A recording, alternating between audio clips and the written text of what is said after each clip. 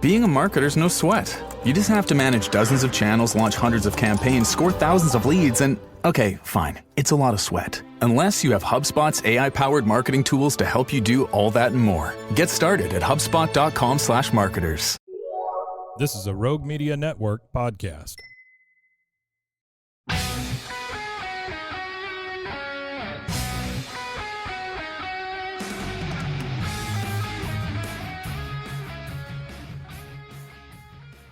Hello, baseball fans, and welcome to this episode of A Visit to the Mound. I'm Lark Smith, and he is Stan Huff. Our special guest today was drafted in the fourth round by the New York Mets in 1974 and made his major league debut on his 21st birthday back in 1977.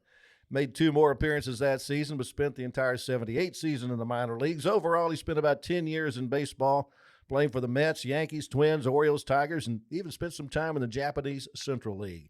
Stan, say hello to your buddy, John Pacella. There's my pitcher right there. Your pitcher. He was my pitcher. Hello, John. Hey, what's happening, guys? It's beautiful. It's beautiful here. Sorry to say that hurricane missed you, but that's a good thing. Yeah, we got a little bit here, but not bad. I'm on the East Coast, so we caught about 30-mile-an-hour winds and some rain for, quite most of the day. But after it's all said and done, we're okay. Hopefully the people on the West Coast and everything worked out for them. It's pretty rough. Yeah, really. It's true. You bet. John, you spent some time back and forth between the minors and the big leagues over the years. Give us some idea of what that grind is like. Yeah, it was for guys like me, if you look up in the dictionary, you probably see my picture next to journeyman, and so for the book on guys like myself, it's probably a lot thicker than guys that played a long time. But getting, I played 15 years. Fortunately, I only had 1.5 injuries. It was a little later on in my career. Going up and down. I was traded 4 times. I was up and down in the big leagues. I think up and down 7 times in my career. Wow. So I spent 5 big league time with 5 different organizations. So I don't know. I never figured out whether they really liked me or why people were trading for me. So What are they trading for? You're trading to get rid of you. That's what I never asked that question. It still haunts me to this day. I'm wondering what the deal was. So anyway, after it's all said and done, you got a long time. After I got back from Japan, a long time to think about it. I ran a baseball school, did a lot of lessons with the kids, enjoyed it. So I've been really involved my whole life. And would I do it again? Yeah. So you always look back, a couple of things you think you could have done different. But you know what? It is what it is. You put your time in. Thank God I was able to put that much time in, a little vacation. Same real here. Life. You bet. Same here. You mentioned Japan. You spent some time playing in Japan. What's the difference there, other than just difference in language? Yeah, they are very intense over there. I got to tell you, I was very fortunate because, it was the end of my career. I was with the Tigers at the time. In fact, Sparky just sent me down and he said, you know what, we're probably going to bring a few more guys up anyway. So I said, all right. He said, I think there's a deal working for you. Anyway, short story longer, signed a 2-year deal with them. The baseball gods kind of at the end of my maybe whatever you want to career said, you know what, we're going to throw you a bone right now. You're going to and you're going to make a little money. So I said, okay. So they came over, boom, boom, boom. I signed a 2-year guaranteed contract. And there were numbers that I obviously didn't make in my career. It was a big money career. But just in answer to your question over there was very tough. It was a grind. I mean, they go bell to bell early in the morning. They don't get done till late at night, even after the big league games. It is, it's a lot tough. For guys like me, contract that they gave me, I told them, I'll swim back over. For guys that and you were ready to, I'm sure. I was ready. They said, we need you over there in a month. I says, well, I can be there in about 3 days. How long does it take to swim there? They said, no, we'll fly you. But that's you can envision, and people can envision, especially baseball people that know what it's like for when you put in a lot of hard time, let's say, and then, you get a little, and I went over there. And here's the kicker of the whole thing, of the Japan thing. I go over there, Stan, I signed a 2-year deal, got some pretty good money, got a bonus, the whole 9 yards, flew everybody over, or family, about some beautiful place. I didn't throw one pitch. Well, that's the best contract you ever got. Yeah. That's like Jesse James.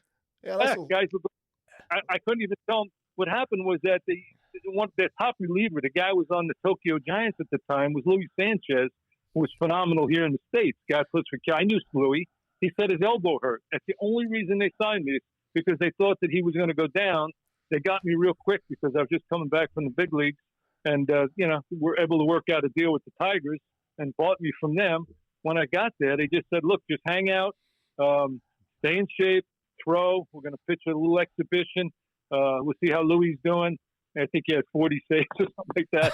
So I saw Louis. He did pretty good. So I saw Louis. I knew him, so I saw him about 2 weeks after I got there. I says, "How's your elbow feel?" He goes, "Ah, it feels good." I says, "Oh." He goes, "You can thank me later. You owe me a beer." And he walked. Oh, boy. I says, "Oh, all right." And after the season was over, I said, "What do you guys want me to do?" I got a 2-year deal. They said, "Look, you were a relief pitcher. We're going to sign Bill Gullickson because we need a starter. So how do you want the rest of your money?"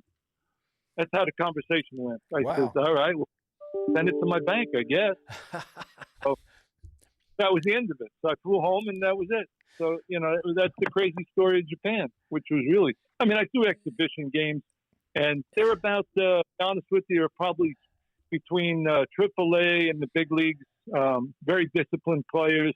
The hitters are a little tough to throw to. They take a lot of batting practice. You really got to have good control to pitch to these guys. They're very disciplined. Not a lot of power, but pretty good hitters, So I was really surprised at how good the talent was, to be honest with you. How'd you get along with the culture over there? You didn't know the language. Did you have an interpreter?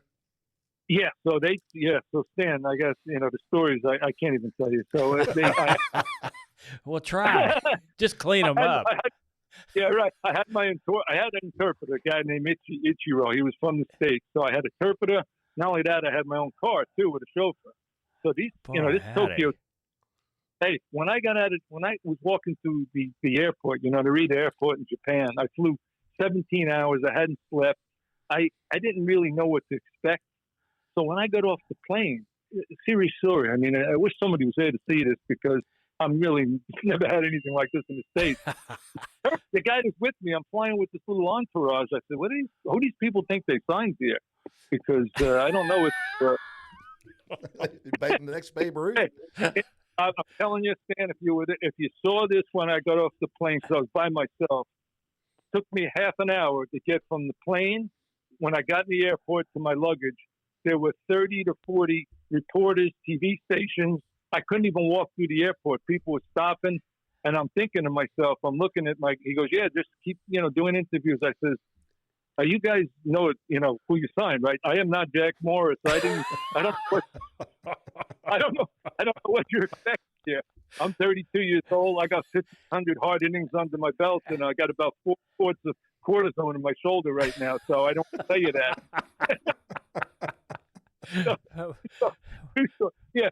So I get through the whole customs and everything. There's 4 limousines. I'm not kidding you, Stan. 4 limousines parked right out front of the airport with Tokyo Giants signs on them, ready to take me to the hotel. And I'm like, wow.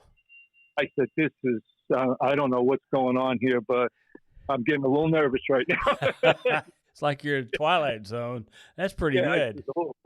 I don't know what they expect. And then they were telling me that the Tokyo Giants, they needed to win the pennant this year because Sadahara O, who is the leading home run hitter, better than Babe Ruth in Japan, is the manager, and his reputation's on the line. Uh-oh. So I'm saying, think of stuff. I'm in the car in Tokyo. There's 40 billion people here. Do they think I'm coming over here to save the Tokyo Giants? Well, you had them fooled. I said, "Man, this can only happen to me. Thank God I have my split finger." You got that split finger going. That's right. Oh, boy. thank God I had that because that without that I was really in trouble. But yeah, the story's even longer than that. It's a funny story. Throwing on the side with them, they had 4 guys watching me throw. They had nets up with strings, and they kind of call the pitches for me to hit. And then the guys back there, every time I throw a pitch, they're going, yeah. I go, after about 10 pitches, I keep hearing the whole group going, hang on. And I said to myself, I said, finally, what is going on here? What are they saying? They're saying that's a home run. I said, what? A home run? Yeah, the home run cycle, or the home run area. I said, okay, wait a second. First of all, get those lines and nets out of here, because if I could hit those things, I wouldn't be over here. So get that out. So I said, and tell those guys to clear out. I'm not throwing with those guys back there screaming home run on every pitch. Wow, that's So- pretty yeah, good. So where along the it's way very- did you cross paths with Stan Huff? Yeah, Oh, well, that's Stanley, first year. we grabbed. Yeah, Dan, we grabbed, and we were in Marion together. Yeah, Right, Stan? what a place. We went to Marion, yeah, and then Warsaw, Lynchburg, right through the ranks, AA. Double A. I hooked up. Then you Yeah, got Stan traded. Cordero. Then I got traded. Yeah. Then we parted ways. Right. Yeah, it all, after we all got traded. But, those early years, in minor leagues, that's where most of the stories all really take place.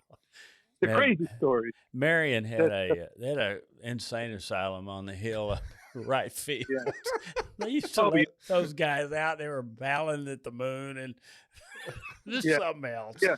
Where Yeah, are it we? was.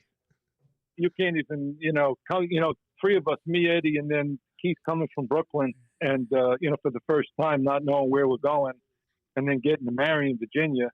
I mean, the first time we ever were out of our, even out of the state like that, and then seeing what we saw, like you, I mean, it was crazy. I said, this is nuts. I thought I was going to be in a luxury hotel when I signed. The banker, Mr. Barnett, he was the PA guy, and Yeah. he'd say, "Welcome to Marion, Virginia, where the stars of tomorrow shine tonight." Yeah. And Nolan Yeah. Ryan had pitched there 10 years before. Well, then he was telling the truth in That- that particular Well, situation. exactly. Yeah, 500 people in the stands, and I'll tell you what. I was coming out of high school, and you come out of high school and you think you're a big star, and nobody hits you, and it was all good and dandy, and I'm going to blow these guys away. I don't think for my first 4 starts I even got a ball to the catcher. Guys,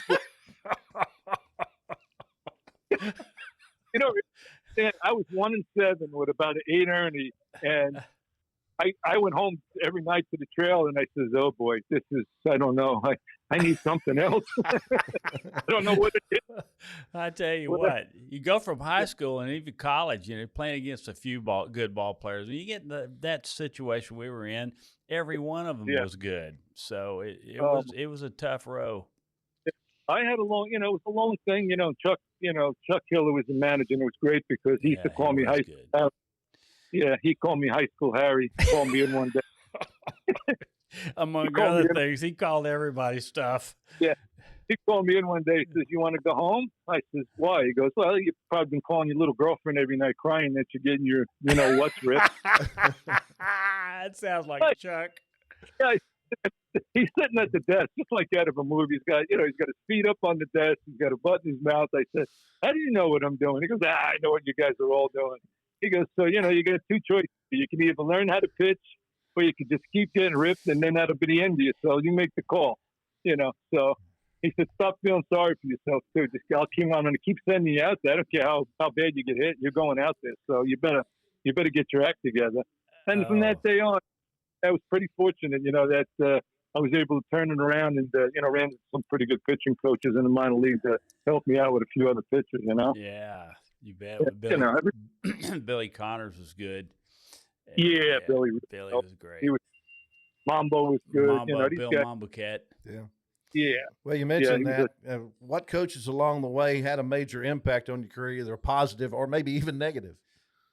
Yeah, most of the most of the guys in the minor leagues that because I spent so much time going up and down, were really really good. I had no coaches that I could remember that I would say Jack Yeager was a big influence on me. Jack really he taught you how to be tough. He sent you out there. He was and he was a pitcher. So He was a when good you had manager too. Wow. yeah, when you had that were pitchers too that understood stuff, that was really helpful. Mambo was great. Phil Mambo Cat, tough guy, taught us how to get tough. On the mound, picked up little things. Billy Connors was a confidence kind of guy. Sammy Ellis, who passed away when I had him in AAA, man, he was phenomenal. And then I had Kenny Rowe, and I was with Baltimore, and I got traded over there. When I signed over there, this guy Kenny Rowe may have been one of the best pitching coaches that didn't ever make it to the big leagues.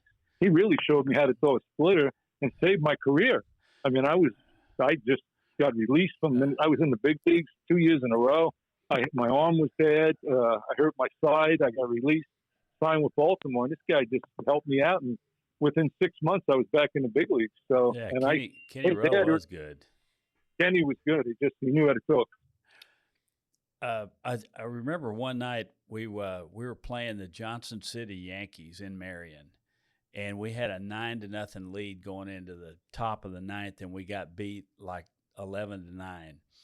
And this was the first time I ever heard a coach from it was all amateur ball before that, but any coach swear like Chuck did. He said, "You MF and prima donnas." He said, "You want to go to the big leagues after that exhibition? The best place you could go was home." And he had us out the next day. He said, "Don't bring any bats or balls or gloves." He said, "But put your running shoes on." Mm-hmm. We ran for 3 hours. From 9 to 12, and then we had to play those guys. We beat them pretty bad the next night. Yeah. That was nobody wanted to run again, and it's amazing. You know what? I'm thinking what you guys are talking to, which is you think over the years, and I always said this: the best, and they should have paid them the most, because this is where you're forming everybody. You sign these guys, you give us a lot of money, or whatever the case may be. You put us in A ball or high A. That's where you need to have your best guys, because that's where you're going to either make it or break it. You're moving through that. You don't put guys there that don't care. I mean, I've had some pitching coaches that were, I'm not going to mention their names, that were like, come on, what is this? This guy knows nothing. Why did they got this guy here who wasn't even successful himself? Not that you had to be that successful, but, when you're a pitcher, you should have got somebody out, before you start teaching other guys how to pitch. Oh, yeah. So, well, a lot of them just didn't care. They were just there to get a paycheck. Exactly. Yeah, that's especially coming out of high school. That's where you first really learn the game of baseball, learn how to actually pitch as opposed to just throw.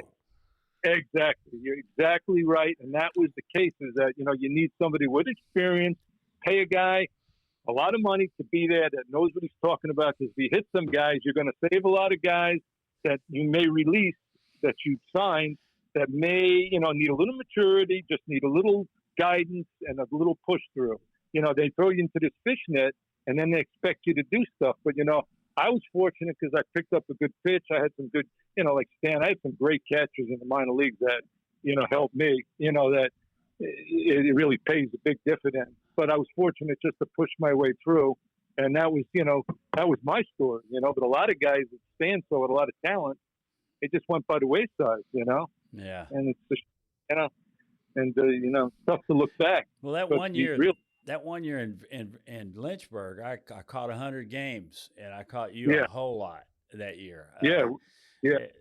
I looked at that. We got in the playoffs, didn't we? I mean, after that nice little fight we had in Winston-Salem. No, it's anyway, we did good, but did better than I thought we were. John, I envisioned Stan being a Crash Davis type catcher. You couldn't draw up his character any more than you just drew Stan up. Not to a I swear to God, when they did Good Dawn, they knew about Stan. I'm not kidding you. Oh, brother! Because some of those stories are very close, and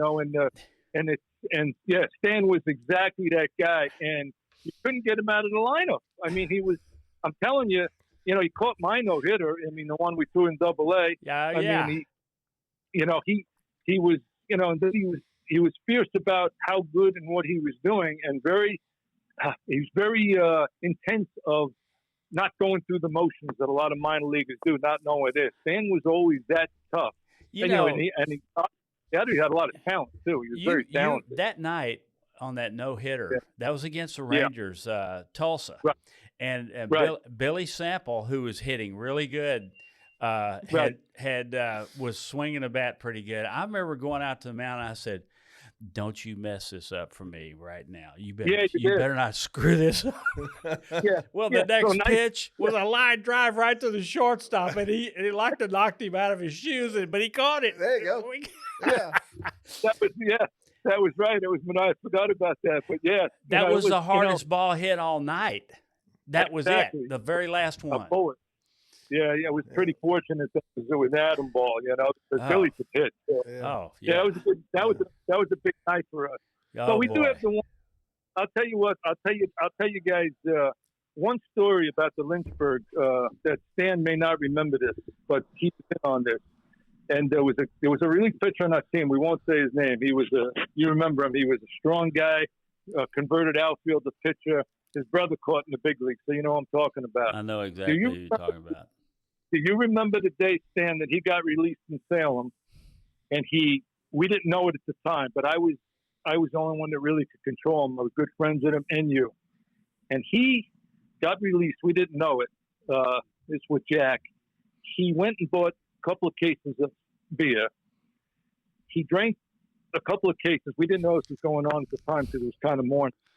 He dragged the couch from the hotel room into the elevator with fire extinguishers.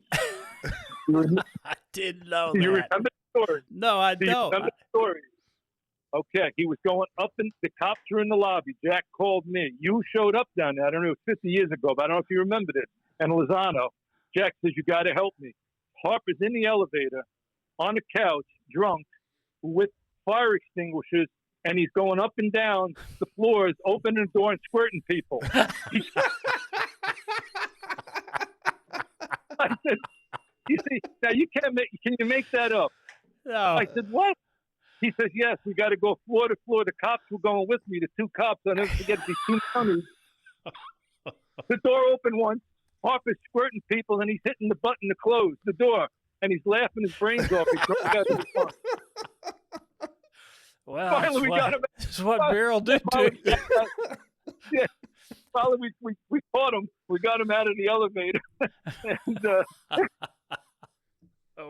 "Well, if they released me, I'm going out in style." He was, He did. He was a great. He did. He was the greatest guy in the world, though. He was good.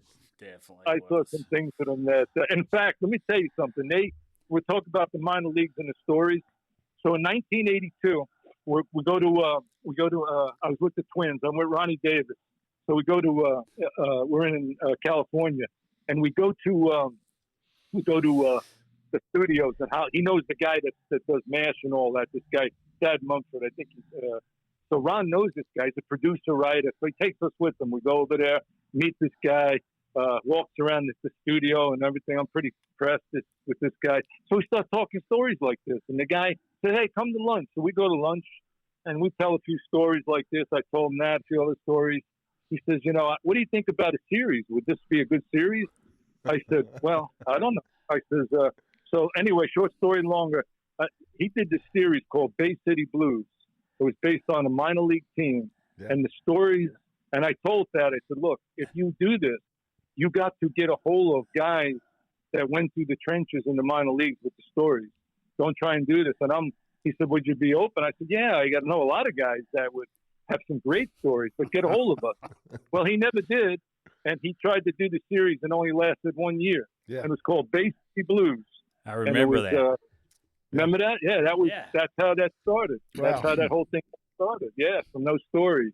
And he heard a couple of these stories. I'm telling you now that that's true. Yeah. I'm sure there's 1,000 of those out there. There's more than that. I guarantee you. Probably so. Yeah. Well, John, I'm we're about out of time here, buddy. But I enjoyed the visit.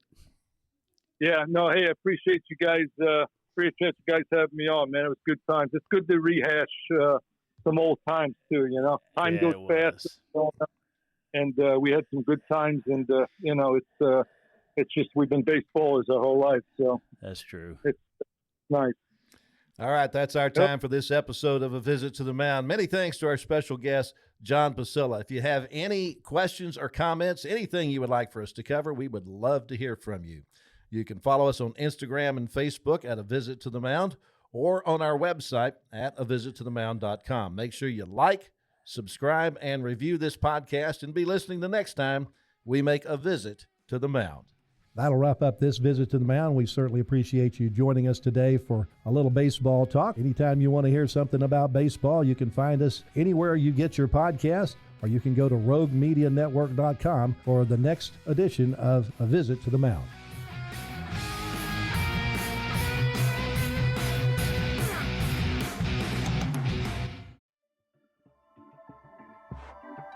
This has been a Rogue Media Network production.